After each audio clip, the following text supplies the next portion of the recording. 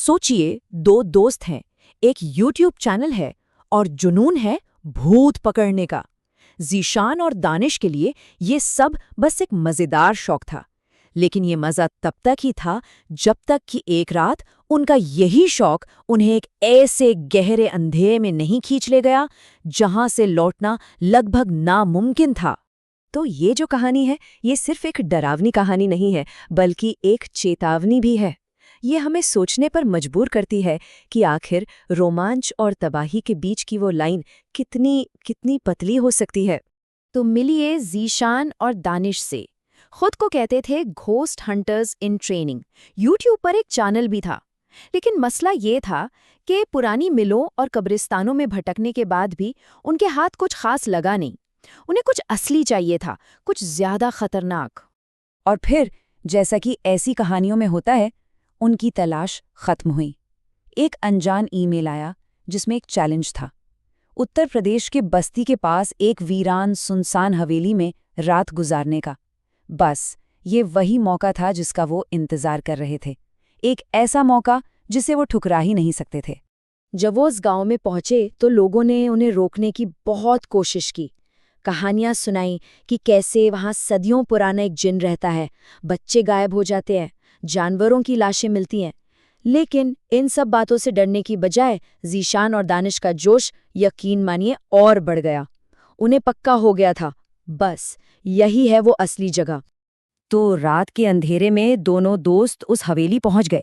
माहौल एकदम भयानक था। दानिश को तो हवेली की छत पर एक साया दिखा और उसकी हालत खराब हो गई। लेकिन ज़ीशान, वो तो जैसे एडवेंचर के मारे पागल हो रहा था। उसने कैमरा उठाया और अकेले ही अंदर घुस गया। खैर, दोस्त था तो हिम्मत जुटाकर दानिश भी उसके पीछे पीछे हवेली में दाखिल हुआ।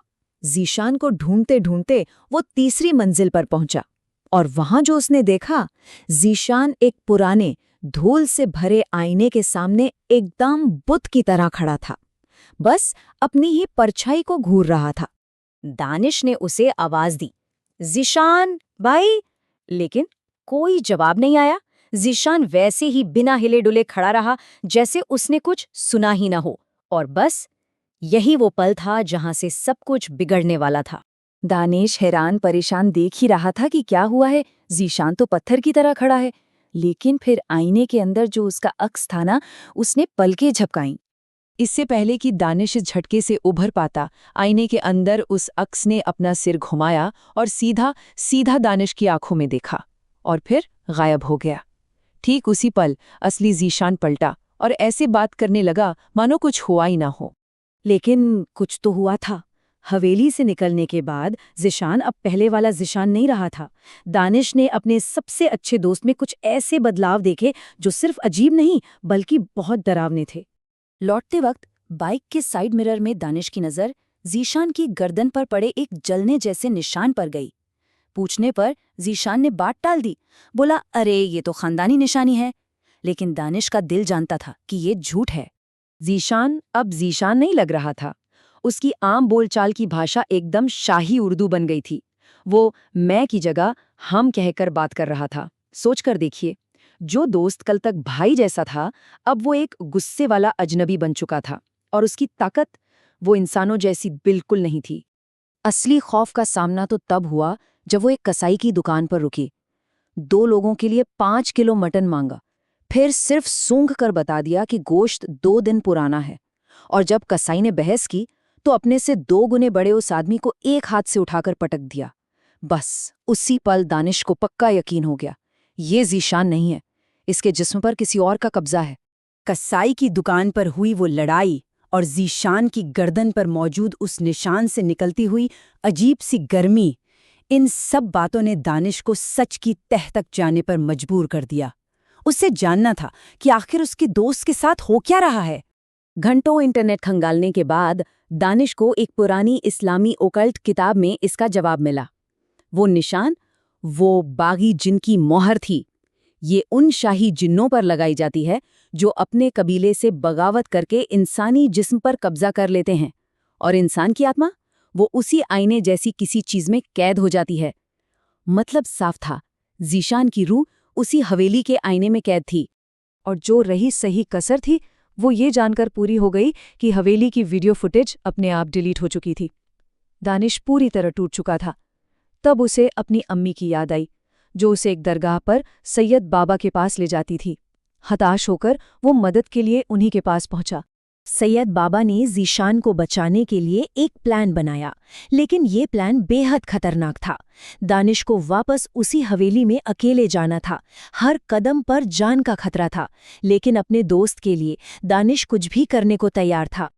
और फिर आखिरकार वो रात आ ही गई, फैसले की रात। दानिश उस खौफनाक हवेली में वापस था, अपने दोस्त की आत्मा को बचाने और उस शैतानी ताकत का सामना करने के लिए। प्लान के मुताबिक जैसे ही दानिश ने आईने के पीछे तावीज़ चिपकाया, ज़ीशान ठीक उसके पीछे आ खड़ा हुआ, पर उसकी आंखें पूरी तरह से काली थीं। वो ज़ीशान नहीं था। दानिश ने कांपती आवाज़ में बाबा की बताई आयत पढ़ी, फ़आइना तज़हबून, जिसका मतलब था, तो तुम कहाँ जा रहे हो? इतना कहते ही उसने स्पीकर पर पूरी सूरत चला दी। बाबा भी सामने आ गए। एक रूहानी घेरे में फंसते ही उस जिन ने ऐसी चीख मारी कि पूरी हवेली कांप उठी और ज़ीशान के जिस्म बेहोश होकर जमीन पर गिर गया। जिन तो निकल चुका था, लेकिन बाबा ने उस आईने को ऐसे ही नहीं छोड़ा। उन्होंने राख और दुआओं से उसे हमेशा हमेशा के लिए सील कर दिया, ताकि वो शैतानी दरवाज़ा फिर कभी न खुल सके। जब ज़ीशान को होश आया तो उसके पहले शब्द दिल दहला देने वाले थे। उसने बताया, मैं आईने में था, वहां कुछ भी नहीं था, सिर्फ अंधेरा था। सोचकर देखिए, एक ऐसी कैद जहां सिवाय कभी न खत्म होने वाले अंधेरे के और कुछ न हो। इस भयानक अनुभव ने दोनों दोस्तों की जिंदगी हमेशा के लिए बदल दी। उन्होंने अपने उस शौक को छोड़ दिया जिसने लगभग उनकी जान ले ली थी। वो आईना 7 फीट गहरा दफना दिया गया, यूट्यूब चैनल डिलीट हो गया और उन्होंने कसम खाई कि अब कभी उस दुनिया की तरफ मुड़कर भी नहीं देखेंगे। तो ये कहानी सिर्फ जिन और डरावने आईनों की नहीं है, ये कहानी है दोस्ती की। ये दिखाती है कि जब आपका सबसे अच्छा दोस्त एक अंधेरे में खो जाए, तो एक सच्चा दोस्त उसे वापस लाने के लिए किसी भी हद तक जा सकता है। तो आखिर में सवाल बस एक ही है, अपनी जिज्ञासा को शांत करने के लिए कोई कितनी दूर जा सकता है? ज़ीशान और दानिश की कहानी हमें एक बात जरूर सिखाती है, कुछ दरवाजे हमेशा के लिए बंद ही रहें तो बेहतर है।